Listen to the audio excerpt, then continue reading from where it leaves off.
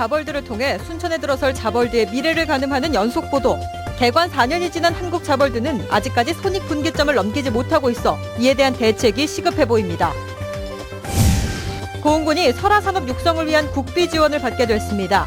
최초의 설화집 여우야담의 저자 류몽인이 고흥 출신이란 점에서 출발한 사업이었습니다. 스파이 혐의로 9년간 수감됐던 로버트 김채곤 씨가 오늘 여수에서 출판 기념회를 열었습니다. 데스크 인터뷰 오늘 오랜만에 고향을 찾은 로버트 김을 만나 그동안의 소회를 들어봤습니다. 지난 13일 입항한 크루즈 관광객들이 하루 동안 3억 8천만 원을 지출해 지역경제 기여도가 확인됐습니다. 최근 여수 지역의 관광객 수도 1,000만 명을 넘어선 것으로 집계됐습니다. 여러분 안녕하십니까? 어제 국내 최초 직업체험시설 한국자벌드의 운영 방식에 대해 살펴봤는데요. 오늘은 한국자벌드의 운영 성과와 함께 과제를 짚어봄으로써 호남권 자벌드의 운영 방향을 가늠해봅니다. 김주희 기자입니다. 지난 2012년 5월 개관한 한국자벌드. 현재 누적 관람객 370만 명을 기록하고 있습니다. 한 해 평균 80만 명의 체험객들이 찾고 있는 겁니다. 이 가운데 단체 체험객들의 비율은 전체 70%를 차지하고 있습니다. 한 명 한 명한테 보다 실질적인 미래 설계를 지원할 수 있는 그 콘텐츠가 되도록 굉장히 그쪽 분야, 그 부분에 있어서 최선을 다하고 있습니다. 한국자벌드는 국내 최초 청소년 직업체험시설로 적지 않은 성과를 써내려가면서도 한편으론 고민할 수밖에 없는 대목이 있습니다. 한국자벌드의 운영 예산은 한 해 270억 원으로 재정 자립도 57% 수준입니다. 손익 분기점에 아직 이르지 못하고 있는 겁니다. 그래서 학생들의 재방문율을 높이기 위한 주기적인 프로그램 컨텐츠 리뉴얼이 필수적이라고 강조합니다. 컨텐츠별로 차이는 있지만 리뉴얼 주기를 2년 정도로 잡아가고 있습니다. 지역 교육 관련 기관 단체의 꾸준한 관심과 지원을 이끌어내는 것 역시 과제입니다. 저희가 저희 기관 소개 자료들을 쭉 다 배포를 해서 한국자벌드가 개관하면서 학생들이 어떻게 이용하면 진로 지도에 도움이 되는지에 대해서 끊임없이 설명하고 끊임없이 홍보하고 있는 상황입니다. 한국자벌드는 개장 4년여가 됐습니다. 하지만 재정 자립도를 한 단계 끌어올리기 위한 노력은 아직도 진행형입니다. MBC 뉴스 김주희입니다. 고흥군이 오는 2018년까지 설화산업을 집중 육성합니다. 고흥군은 대통령 직속 지역발전위원회가 주관한 창조지역 공모사업에 이야기 천국 창조사업이 선정돼 내년에 국비 2억 1천만 원을 지원받게 됩니다. 이에 따라 고흥군은 내년부터 2년 동안 설화를 발굴하고 이를 관광 콘텐츠로 개발하는 작업을 추진할 예정입니다. 미국 해군 정보 분석가였던 로버트 김이 오늘 여수의 한 교회에서 출판 기념회를 가졌습니다.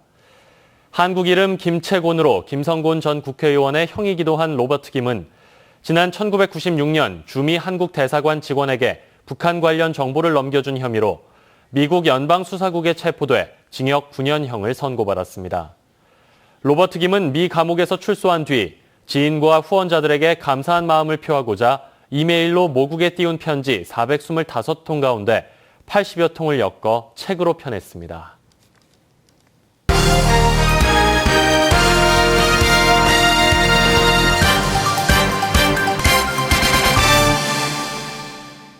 군사기밀 유출 혐의로 미국에서 9년간 수감 생활을 했던 로버트 김이 오늘 고향인 여수를 방문했습니다. 데스크 인터뷰 오늘 로버트 김을 김종태 기자가 만나봤습니다. 로버트 김 선생님 안녕하십니까? 안녕하세요. 네. 고향 여수에는 이게 얼마 만에 방문이시죠? 세 번째 방문인 것 같습니다. 그동안에 와서 조용히 알리지 않고 간 건 이유는 제가 그 미국 그 법에 아직도 제약을 받고 있었기 때문에 그것도 좀 무섭고 그것도 주의해야 되겠고 하니까 대인 관계를 좀 꺼리면서 조용히 가족들만 만나고 또 여수 지방에 좋은 여수 물 같은 거, 바닷물 같은 것도 보면서 또 음식도 맛보고 그러다가 이제 돌아간 거죠. 그러다 보니까 이번이 네 번째가 되는 것 같습니다. 네. 1996년 당시에 그 로버트 김 선생님이 미 해군 정보국에 계셨을 때 북한 기밀을 한국 대사관에 넘긴 것 가지고 이게 과연 스파이 행위냐 그런 논란과 함께 한국 그때 당시 정부가 로버트 김 선생님의 구명 활동에 너무 소홀했다. 그런 얘기들이 많지 않습니까? 근데 저로서는 섭섭한 게 없습니다. 왜냐하면 그 사건의 발단이 내 자의적으로 한 거기 때문에 누가 뭐 우리 대한민국 정부가 시켜서 한 것이 아니고 자의적이기 때문에 내가 잘못해서 일으킨 사고이기 때문에 뭐 한국 정부의 그 불만이라든지 그런 건 할 수가 없고 그렇지만은 그 한국 국민들이 저한테 편지도 보내주고 또 뭐 어떤 분들은 성금도 보내주고 해서 뭐 외롭지 않게 지냈습니다. 그리고 그 기밀에 대해서 뭐 그것이 정말 좋은 군사 기밀이냐 아니냐 그거에 대해서는 언급하기가 좀 그렇지만은 그 어떻게 보기에 따라서 받는 사람이 어떻게 보기에 따라서는 그것이 귀한 정보다 또 쓸만한 정보다 이렇게 할 수 있지만은 내가 보기에는 내가 그런 거를 맨날 보고 있기 때문에 제가 보기에는 그것이 그렇게 미국 국방에 그 손해를 끼친 훼손을 시킬 그런 가치가 있는 그런 정보는 아니었습니다. 이번 여수 방문이 그 선생님의 뭐 출판 기념회 때문에 이번에 여수 방문을 하셨다고 들었는데 뭐 특별한 의미가 있으십니까? 전부 형을 다 마치고 나서 한국 신문도 보고 한국 TV도 보고 또 한국 분들하고 많이 접촉을 하게 되면서 한국말도 좀 익히고 해서 한국에는 이렇게 했으면은 안 되는데 하는 그런 높아심 때문에 글을 쓰기 시작했는데 하다 보니까 매주 쓰게 됐어요. 그래서 한 420여 통이 되는데 거기에서 한 80편만 골라서 이번에 책을 냈는데 그것이 바로 김의 편지입니다. 로버트 김 선생님의 한국 이름이 김채곤, 김성곤 전 국회의원의 친형으로도 유명하지 않습니까? 앞으로의 그 국내 활동 계획 한번 들어봤으면 좋겠는데요.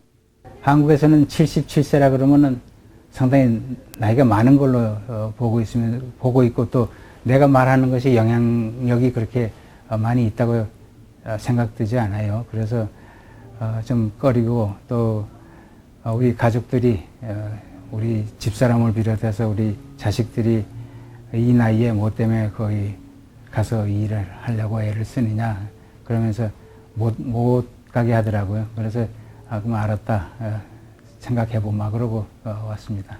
네, 그 바쁘신 와중에서도 이렇게 시간 내주셔서 고맙습니다. 네, 감사합니다. 네. 네. 크루즈 입항으로 여수 지역 경제에 큰 도움이 된 것으로 나타났습니다. 여수시에 따르면 지난 13일 크루즈선 마리나호를 타고 입항한 중국인 관광객 3,400여 명이 여수에서 3억 8천여만 원을 지출한 것으로 나타났습니다. 지출 내용을 보면 비고쇼와 아쿠아플라넷 등 관광시설 입장료에 5,700만 원, 버스 임대료와 숙박 비용 등으로 1억 3천만 원을 지출했으며 특산품 판매장에 1억 5천만 원을 쓴 것으로 나타났습니다. 여수시는 크루즈 관광객들의 쇼핑 만족도를 높이기 위해 앞으로 진남로 상가에 사후면세점 특화거리를 조성할 계획입니다.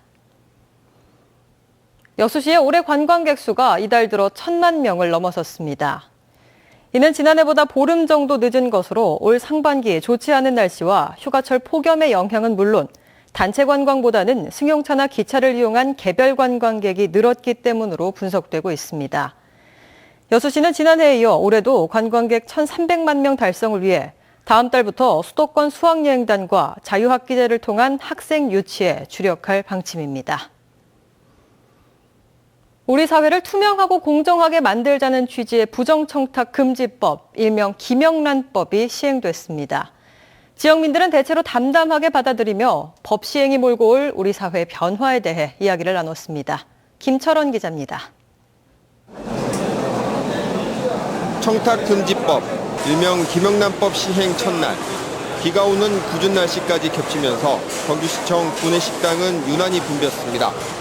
밥상 화두는 김영란법이었습니다. 현재는 많이 밖에서 먹는 걸 자제하는 분위기고요. 구내식당을 가급적이면 이용해야겠다는 의견이 대다수입니다. 청탁금지법은 고급 한정식집뿐만 아니라 요식업 전반의 지형도 바꾸고 있습니다. 17년 동안 해물탕을 팔아온 이 식당은 최근 가격이 훨씬 저렴한 감자탕으로 메뉴를 바꿨습니다. 부담 없는 가격을 많은 고객들이 선호할 것 같아서 그쪽으로 저희들이 돌렸습니다. 예, 예. 매상은 작지만은 또 이게 좀 앞으로 장기적으로는 더 낫지 않을까. 대학병원을 찾을 때 아는 의사나 직원을 찾아 병실을 달라거나 새치기를 요구하는 건 불가능해졌습니다. 청탁을 하는 사람도 처벌을 받기 때문에 오히려 이런 부분에 대해서는 진료 예약 시스템이 더 원활하게 잘 되지 않겠냐 이런 생각. 김영란법은 관행이나 인정으로 미화됐던 부정청탁을 당당하게 거절할 수 있는 법적 근거와 명분을 제공하고 있습니다.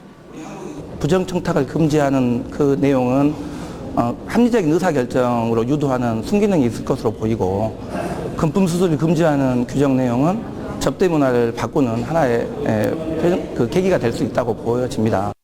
사람들 사이에서 회자되는 3만 원, 5만 원, 10만 원 규정은 직무 관련성이 없다는 전제하에 적용되는 예외 규정입니다.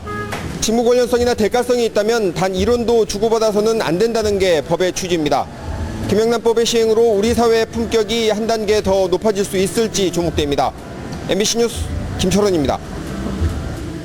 김영란법이 처음 시행된 오늘 실제로는 어떤 변화가 있었을까요? 앞서 보신 것처럼 공공기관 구내식당은 붐볐고 비교적 한산해진 외부 음식점들은 저렴한 메뉴를 만들어내고 있습니다. 이어서 김진선 기자입니다.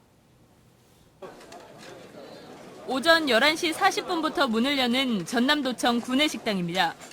직원들이 모이기 시작한 지 5분도 채 지나지 않아 550개 좌석이 가득 들어찹니다. 평소 600여 명이 찾는 이 구내식당은 최근 이용객이 크게 늘면서 지난주부터 100인분가량의 음식을 더 준비하고 있습니다. 평소보다 지금 식수가 한 100명 정도 늘어난 것 같고요. 그리고 준비하는 양도 조금 더 많아지고 복잡해진 상황이죠.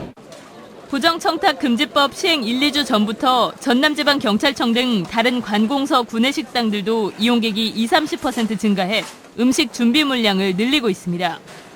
구내하고 완전 자기 사무실에서 업무 관련 보고 사측이었을 외부 음식점들은 예약 손님이 크게 줄었습니다. 1인분에 3만 원이 넘지 않는 이른바 김영란 메뉴를 만들어내고 있지만 술을 겸하게 되는 저녁 식사의 경우 예약이 50% 이상 감소했습니다. 저녁을 굉장히 염려를 많이 하고 있습니다. 그래서 이런 이제 김영란 코스라 해가지고 새로운 코스를 하나 준비를 했습니다. 부정청탁금지법 위반 사례는 각 기관 감사부서나 총무부서에서 접수하며 일선 경찰서에도 담당 상담관이 지정됐습니다. MBC 뉴스 김진선입니다. 고흥군이 부서별 신규 시책에 대한 보고회를 갖고 타당성 검토에 들어갔습니다. 내년에 새롭게 추진될 사업은 무인기 개발 성능시험 평가 기반 구축과 수출 전문 스마트팜 온실 신축, 읍면 복지 허브화 등 79건으로 모두 1,800억 원의 예산이 소요될 것으로 전망됩니다. 고흥군은 신규 사업에 대한 재원 확보 방안과 파급 효과 등을 분석한 뒤 보완 작업을 거쳐 내년 업무 계획에 반영할 예정입니다. 여수 지역 장애인들을 위한 복지관이 새롭게 들어섰습니다. 여수시는 여수시 만성로 일대 2,700여 제곱미터 부지에 복지관을 신축하고 오늘 개관식을 가졌습니다. 여수 장애인 복지관은 국비 포함 모두 50억 원의 사업비가 투입돼 운동치료실과 정보화 교육실 등을 갖추고 앞으로 지역 장애인들의 재활을 돕게 됩니다. 항만공사 직원 명의로 된 계약서를 이용해 1억 7천여만 원을 가로챈 건설업체 대표 등이 경찰에 붙잡혔습니다. 순천경찰서는 공사 관리감독권을 주겠다고 속여 한 건설업 종사자로부터 모두 22차례에 걸쳐 1억 7천여만 원을 받아 가로챈 혐의로 모 건설회사 대표 51살 A씨를 구속하고 범행을 방조한 여수 광양 항만공사 직원 58살 B씨 등 2명을 불구속 입건했습니다. 경찰 조사 결과 A씨는 여수 광양 항만공사에서 발주하는 공사의 시행과 시공을 맡고 있다는 내용이 담긴 허위 계약서를 이용해 범행을 저질렀으며 항만공사 간부인 B씨는 자신의 명의로 A씨와 이 계약서를 작성한 것으로 드러났습니다. 여수시가 본격적인 가을 수확철을 맞아 다음 달 한 달 동안 휴일에도 농기계를 대여합니다. 대여가 가능한 농기계는 64종 110대로 최대 이틀 동안 임대할 수 있습니다. 여수시는 본격적인 영농철을 맞아 휴일 농기계 임대 사업을 운영함으로써 농민들의 편익 증진과 적기 영농 추진에 도움이 될 것으로 기대했습니다. 4차 산업혁명에 대비해 광주 전남은 현실과 가상을 통합한 인프라 정책을 통해 에너지, 자동차, 드론 산업에 집중해야 한다는 주장이 제기됐습니다.